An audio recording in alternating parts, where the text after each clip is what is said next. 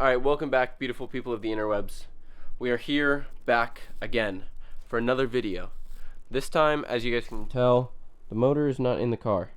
The reason for that is because I realized that doing the brake system while the motor is out would be much more of a pain than when the motor is not inside the car. So I pulled it out. It literally took 5 minutes by myself and I was able to pull it out. Not gonna lie, a little demeaning considering it took us 2 hours to put the motor in. So yeah, that was fun. I got the brakes all plumbed up and I'll show you guys what the brake system looks like. So in here, as you guys can tell, we have my pedals, and then we have the braided lines that are in there, and then we have the rubber lines that go from here to, or the master cylinders to the reservoirs, and the braided lines that goes from the master cylinders to the hard lines outside. Since I cleaned everything up, we have these 3 reservoirs right here, which there is a mounting bracket like shown in the last video, but we could not put the mounting bracket on while putting the motor in, so that's going to have to come in afterwards. But basically it comes through this guy right here, which you guys have seen. These go to the reservoirs, and then these are all nice and tidy, and then they go to the individual hard lines here. And then this guy goes down to here and then to the slave, which is right there. So yeah, we're gonna bleed the brakes, get it all nice and ready to go, because it's gonna be a lot easier to bleed everything and make them nice and find any leaks when there's not a big fat engine in here compared to that. Okay, so after trying to bleed the brakes for, I don't know, like an hour or something, basically it's not working. As you guys can tell, if I push on the pedal, it goes all the way down to the floor, basically. I mean, there's like a little bit of pressure, but not enough to like actually like stop you. So we're thinking, because the system had so much air in it, over time, like it was all air, that it's gonna take forever to like bleed it. So we're gonna run to Harbor Freight and buy a pneumatic air pressure bleeder so that it can bleed it properly and good. So we're gonna buy that. Go buy. Okay, so we spent like 45 minutes trying to bleed this guy, and it, for some reason, even with the like crazy pump that I had, it didn't want to bleed all the air. And we're thinking realistically it is going to be the ABS module, because for whatever reason these guys have issues getting all the air out, and you need like a special tool, or there's another method to do it when the car is running. So we're gonna leave that for right now, and we're gonna go for a second test fit of the motor.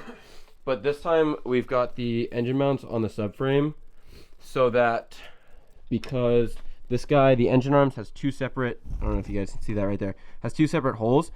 I'm thinking last time we had it on either the wrong hole or something, and it just caused it to be far more difficult to get it set up right. So we've got these guys in here, and then we're just gonna try to shimmy it in and see if it works. So yeah, I'm gonna time lapse that whole thing.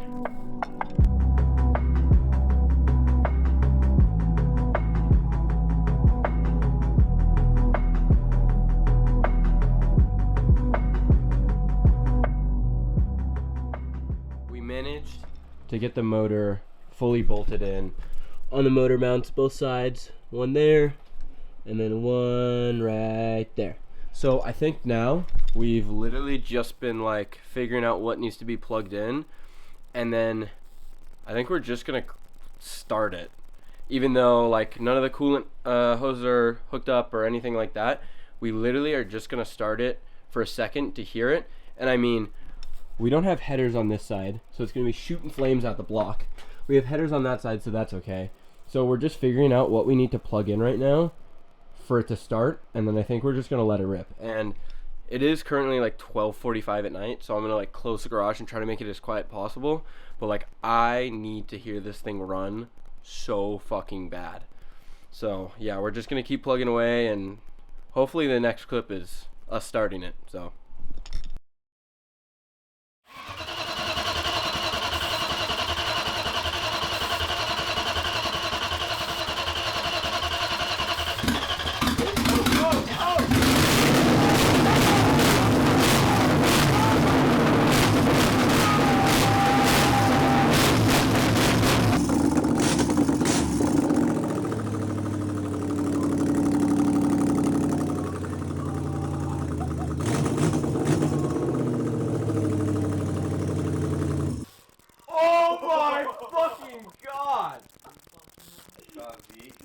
Holy fucking shit. We did it. Dude, that was so good. I gotta give everyone a high five. That was so fucking good. Holy shit. That was insane. That was so fucking gnarly. That was so loud. Holy fucking shit. Dude, I can die happily. I can literally die happily now. That's insane. Dude, that was so fucking loud. Holy fucking Christ. Oh, it's hella fog in here now. Yeah, let me pop it. Oh, Jesus, dude. Well, that's a good fucking end to the night. Oh my god. I'm so glad we got it started. I know, holy fuck. Like, it has to run before I leave. Yeah, thank you so much, dude. Holy fuck. That was insane. Alright, I cannot believe this thing just ran at literally 2 in the morning. I shit you not. 1:57 currently. So I think we're gonna call it for tonight. Just had to hear it run, and I am satisfied. I seriously don't think I've been that happy in a long fucking time. Oh god, that was a good fucking feeling. So yeah, I think I'm literally not gonna be able to sleep tomorrow or tonight, but it's whatever. It'll be a good not being able to sleep at all. So I think I'm gonna pick up the camera tomorrow. I mean, literally all we need to do now that it like runs is get everything figured out, because none of the like coolant hoses are plugged in.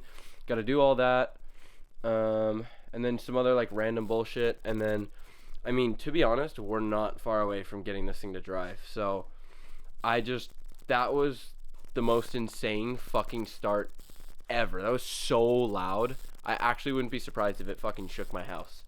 But yeah, holy fuck. Oh, I was screaming so fucking loud. Holy cow. Okay, yeah, I'm gonna stop rambling, and I'll pick up the camera tomorrow morning.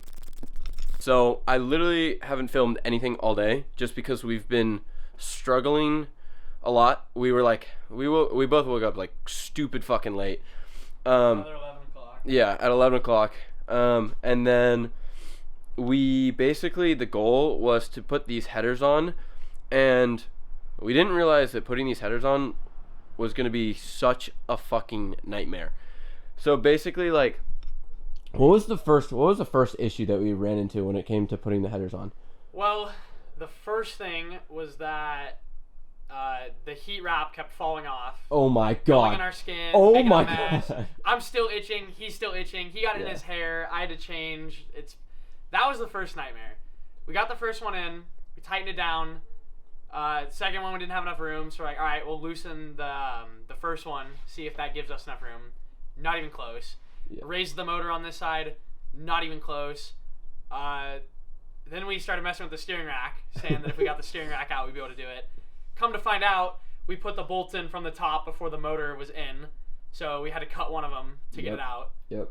Finally, once the rack was out, we had enough room. They're both in, nothing binds. We just got to tighten them, but this is literally all we've done all day. Yeah, we've been doing so much backtracking. It's just so fucking annoying. But I mean, we're at the point now that like everything is on. We just need to like put the headers on and tighten them, and then fingers crossed it works.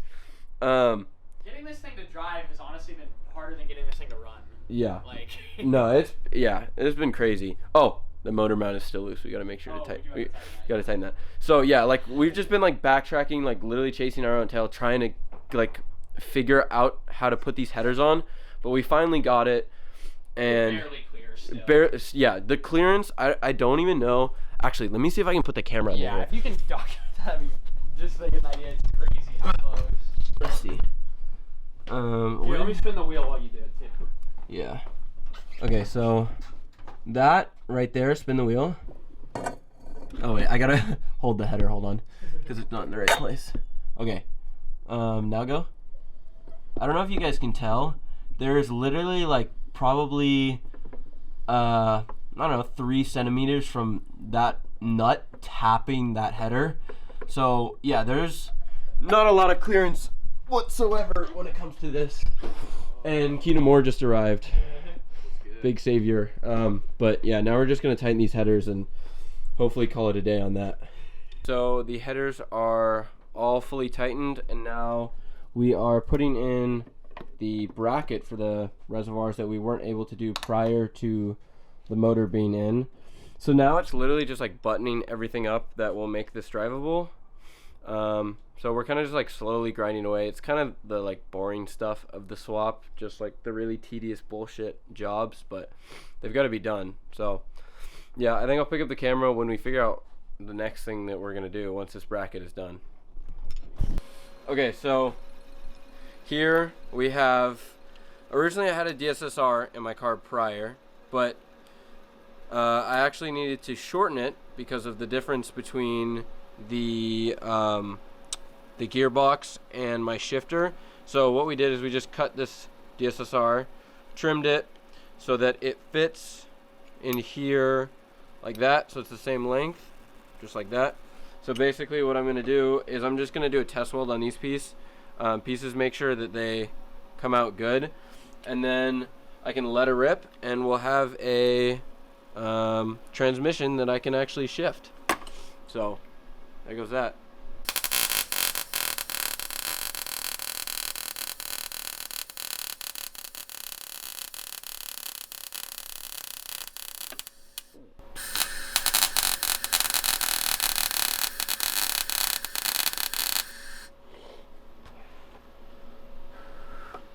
Alright, I think this guy is all done. Oh.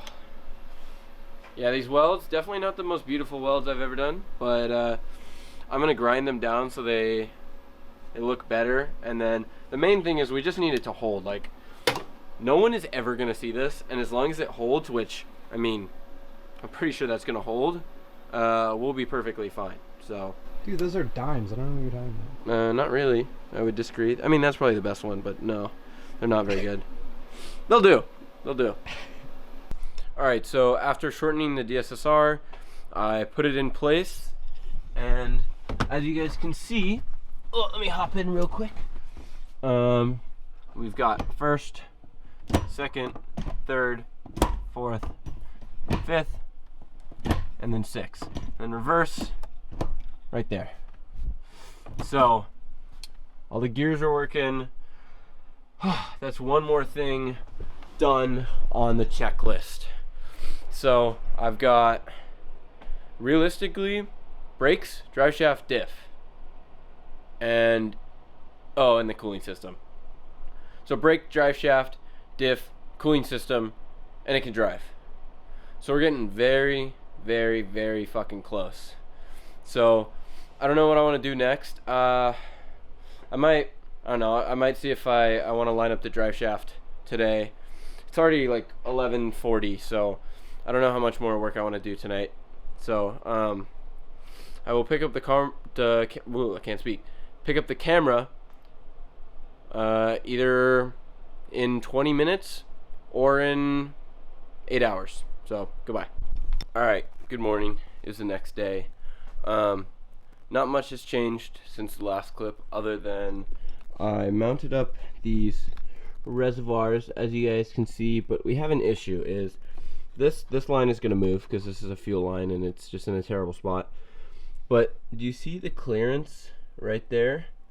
I'm not able to fit my little coil pack cover on there with that like that.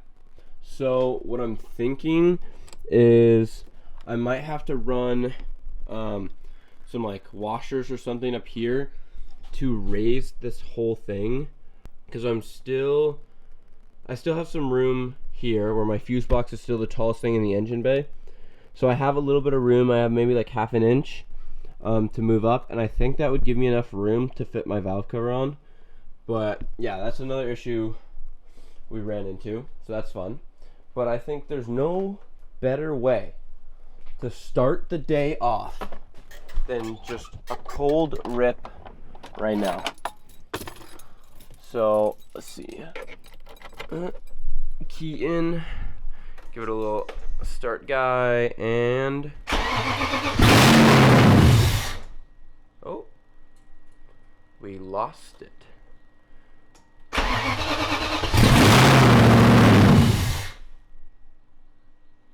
Huh, I wonder why it's dying. The tank wasn't on. That's my bad.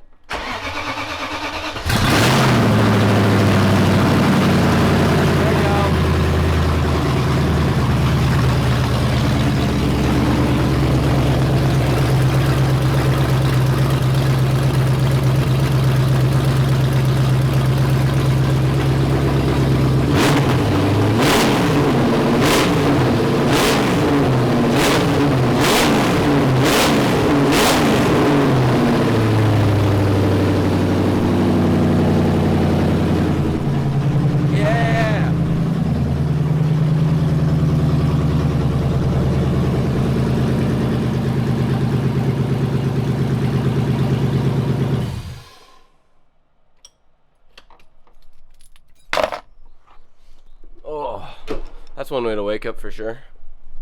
Okay, so basically I've just been slowly getting stuff figured out. It's really just the boring stuff of this swap. Like, we got the radiator on. I'm figuring out some of the plumbing when it comes to the radiator, figuring out where I'm gonna mount the coolant reservoir, stuff like that, figuring out some of the wiring. Mounted these guys, but I'm gonna have to figure out another way to mount them because as of right now they're hitting this where the coil pack is, so I'm gonna have to adjust that. It's really just like the boring stuff of the swap that is not really worth me filming, I guess. So yeah, there's not a whole lot. Me and Grant were trying to figure out why my my tack isn't working. So I still got to chase that and figure out what's going on with that. But yeah, I think I'm really just gonna end the video here.